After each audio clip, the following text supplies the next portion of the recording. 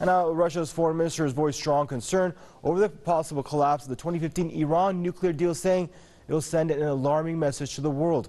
Sergei Lavrov made the remarks at the UN National Security Council. He said the failure of the accord as a result of one of the parties' non-compliance would deal a severe blow to future international negotiations and deals. Just last week, U.S. President Donald Trump demanded American lawmakers and European signatories fix what he described as disastrous flaws in the deal. Russian top diplomat dismissed Trump's concerns as politically motivated. Lavrov says that Washington's agenda should not lead to the collapse of, quote, a genuine achievement of international diplomacy.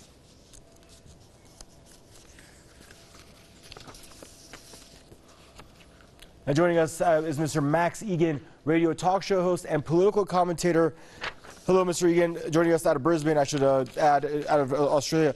Good to see you back on the program again, sir. Your thoughts about the ramifications here if Washington was to renege, what that would mean, as Moscow says, for international agreements as a whole?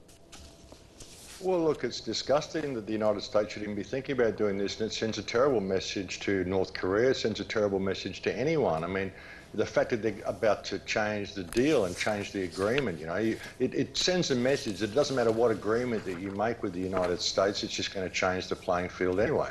It doesn't matter what you do. So here is Iran sitting within its guidelines and doing what it's supposed to do, and the United States is saying, well, that's all very well, we're going to keep the sanctions on you anyway unless you agree that we should change the deal.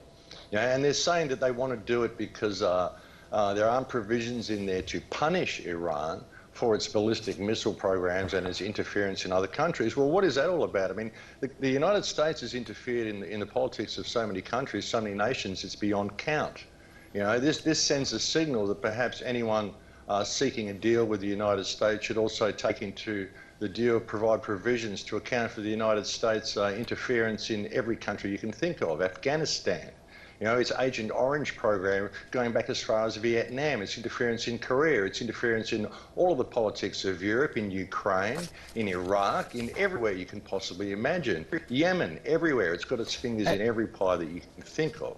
And so it's absolutely hypocritical. The hypocrisy is absolutely through the charts with this statement. And really quick, before we let you go, I want to know how Congress plans to, quote, fix the flaws in this accord when it took 7 nations over a decade, at times 3 years of serious around-the-clock marathon talks, as you very well remember, to reach this accord. How is Congress going to unilaterally fix it now? Well, that's it. They just want to restructure the deal so it's more favourable for the United States. That's what the United States wants. It's not interested in promoting human rights, providing a fair deal for everywhere. It wants everyone to fit with the US policy and US guidelines, and if they don't, and again, and that's the way they play it. And whatever doesn't matter because it's going to change with whichever new leader happens to come. Okay, Mr. Egan, our connection is breaking up with you. I want to thank you for joining us out of Brisbane, Australia. Mr. Max Egan, radio talk show host and political commentator there.